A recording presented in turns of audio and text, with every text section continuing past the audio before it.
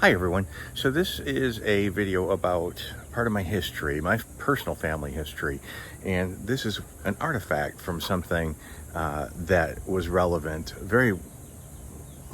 mailbox, very relevant to my family history as well. So Detroit, has gone through some pretty serious changes over the years, and there was one part that was important to my family where my parents grew up and my grandparents were, called POLETOWN. And it was just a gathering spot for Polish people. I mean, a huge neighborhood, almost all Polish. They spoke Polish and Polish food and Polish churches.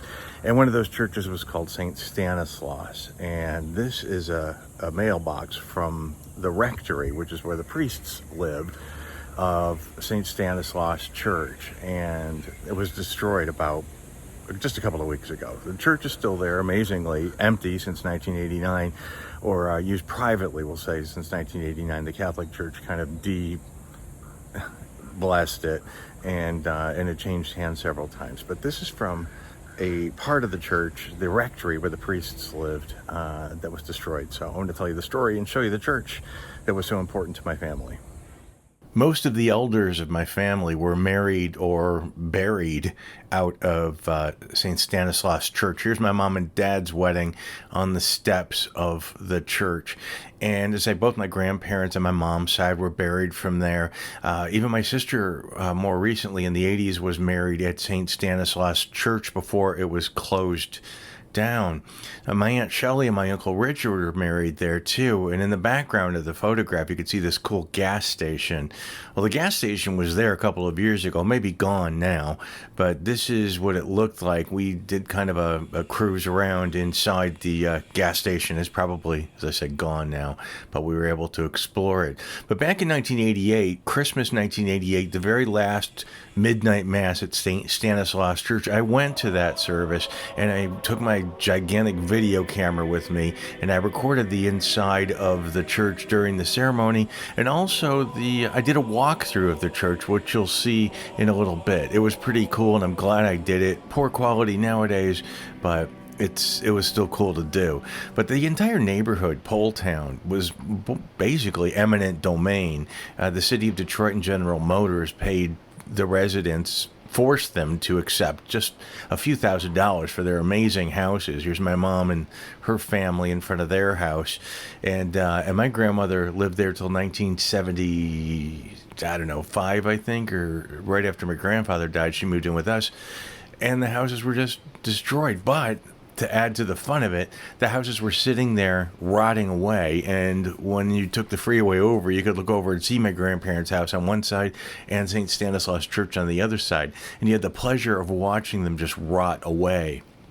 One afternoon in the 80s, before they were torn down, my brother and my dad, I think, was there. My sisters went back to my grandparents' house. It had been long vacant. They moved out, 15 years earlier, but had been occupied, and we were able to walk around the rooms and actually find stuff of our own. My sister found a flag that was my grandfather's. I found some toy blocks in the basement, and my brother found the old doorbell that my grandfather made out of an old cigar tin. So there was still some stuff there, which was pretty amazing. And the porch swing was still, or the swing was still out on the property that my grandfather built, and but there was no saving that. But it was cool to actually see it one last time. But back to the church itself. So I'm in my hometown of Detroit right now, and just doing a little bit of a walk down memory lane.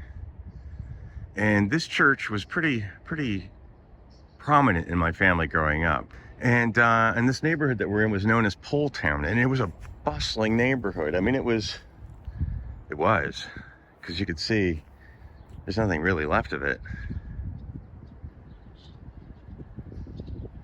This used to be all houses, and it's almost all gone now. And so St. Stanislaus is still here, but I'm going to show you. This is pretty freaking wild. The church itself shut down. The archdiocese, magically made it unholy again, and they took away all the statues and just sort of left it here. And it was for sale. Somebody bought it. I forget what he was. Some man bought it, and he was like restored the church, Oregon. I think it is a church again. I really don't know. It's changed hands a few times, but this is the rectory where the priests used to live. Look at that. Let's go see it. See, look at this. All these streets are empty. There's no houses. But it was a scandal because the city of Detroit had to replace all the sidewalks, make them handicapped accessible, and they did these entire neighborhoods. And there are no houses, no people. So this is the old rectory.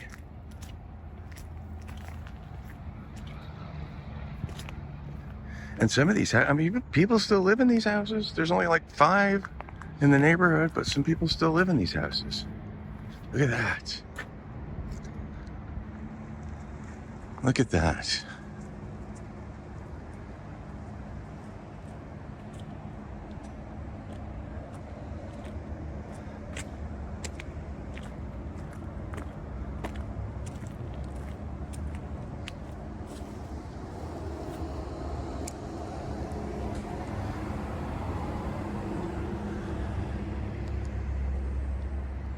That's where the mailbox used to be, right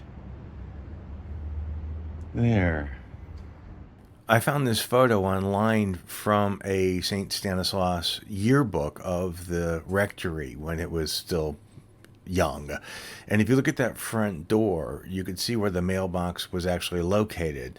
A few years back, like in 2016, actually, I walked up those stairs, and I mean, it was really, really, really dangerous to go up on that porch, but I was really desperate to see the inside of the place too.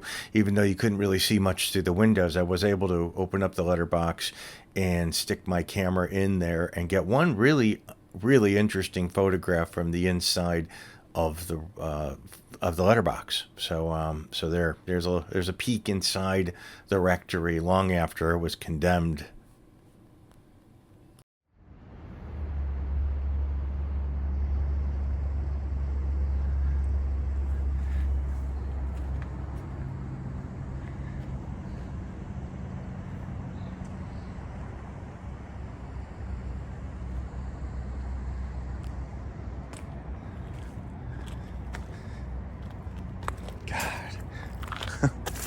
I was too young to have attended church here on a regular basis. I came here for holidays and funerals and weddings and stuff like that.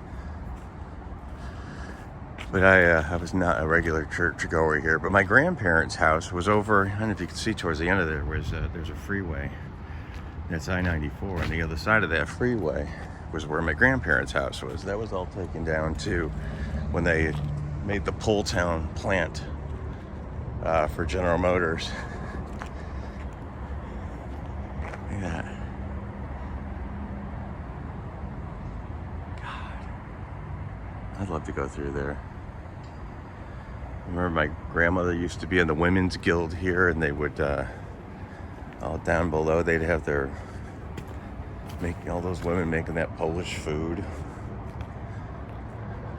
They took all the church bells out of the towers.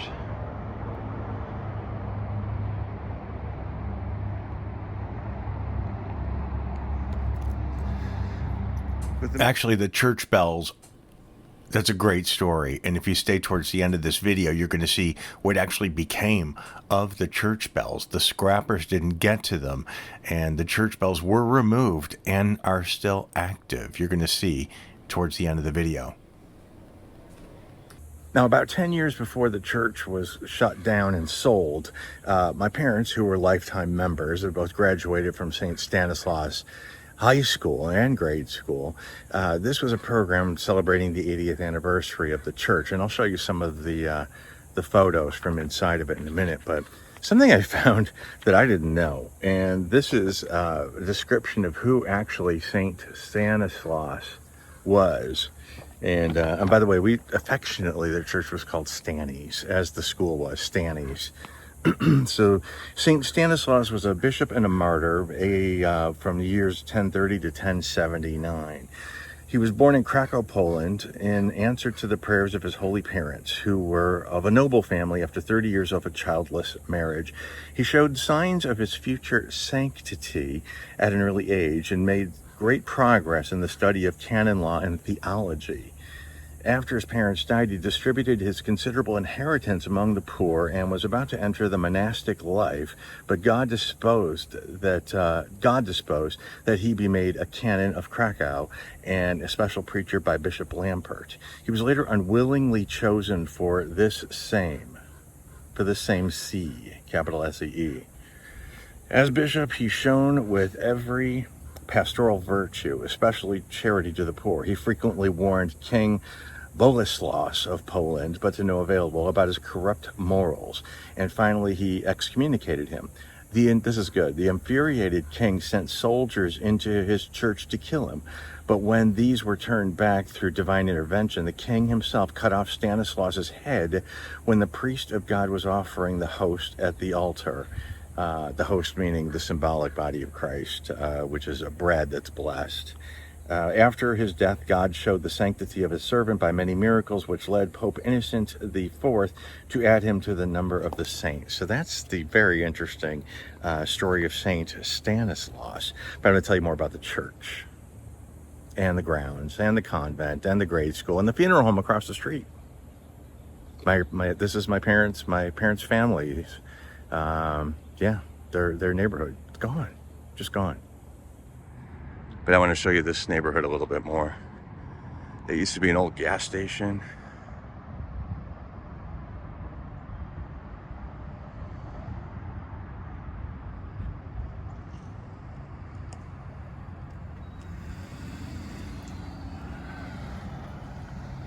That was the family funeral home, the Wasik family. Everyone went there. All of our families were done there. And this is the front of the church. Went to a lot of midnight masses here on Christmas Eve.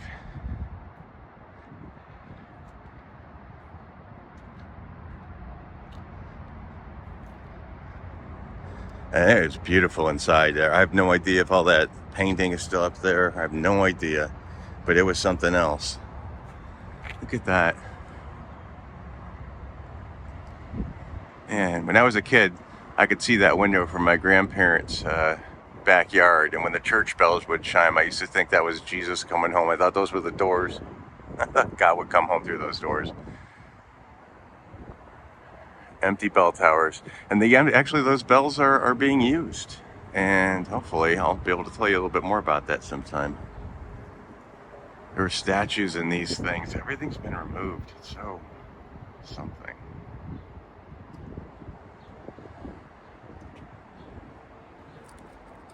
Yeah, pictures of my aunt, my mom, and my grandmother and grandfather on these steps.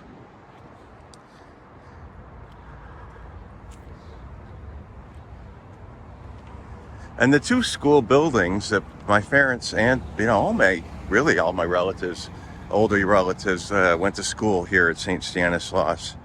My cousins. There's the old incinerator. But they restored these, and it was the Detroit Academy of Arts and Sciences. My nephew was going to school for a while, so these two buildings were saved and restored, and I don't know if they're empty now again or what. I have no idea, but these two buildings were saved, and these are the buildings that my folks went to school in. But the neighborhood that they lived in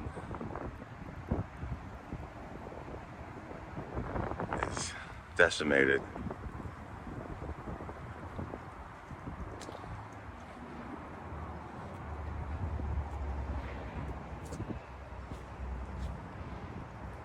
When the schools were being restored in 2002, they had an open house for all the old students, and my mom and her best friend from high school all the way until they both died, my Aunt Shelley Zarnick, they went back to the school and they got to go through their old school classrooms. And at one point they actually got locked in a room, the gymnasium, I think it was. My mom would die telling this story, laughing so hard about how the two of them, who were always kind of cracking each other up anyway, got stuck and lost and were pounding on a door because they couldn't get out. And they stood on the other side of the windows trying to get people's attention. And this just tickled them. I think I got a lot of the way I feel about my past and old buildings from my mom. Definitely. She had that sentimental streak like I do.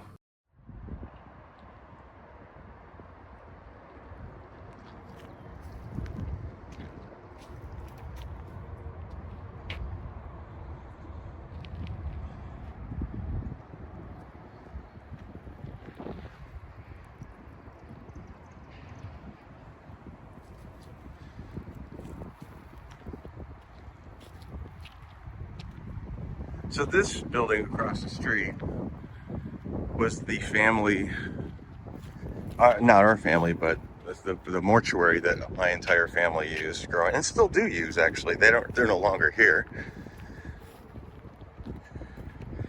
But this was the original Wasic's funeral home.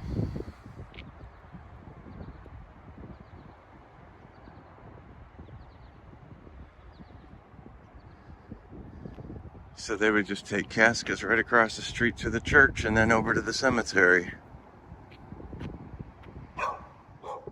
So the rectory of St. Stanislaus was completely eradicated from this earth in July of 2024. Now, as I promised you, if you're interested, if you made it this long, this is the videotape I took would have been Christmas Eve of 1988 that I went to midnight mass. And then since we knew it was going to be the last Christmas for the church, we went back the next day, my sister Lauren and I did, and we walked through the whole building as best we could to document the place. So this is the service and the walkthrough of St. Stanislaus, the last Christmas the church as I knew it existed.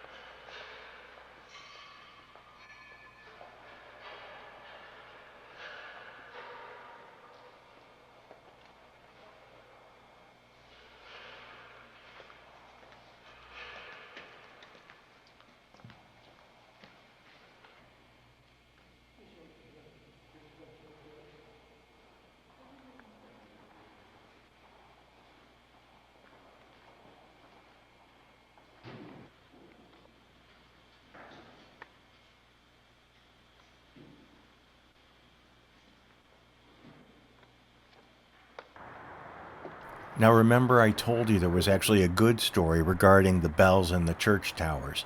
The church towers of St. Stanislaus still stand there on Medbury Street, and they are empty, but the bells were removed and they ring on a regular basis now at another church north of Detroit called Our Lady of Refuge. And my sister was there not that long ago and captured this video. So the bells of St. Stanislaus continue to ring well outside of the city of Detroit.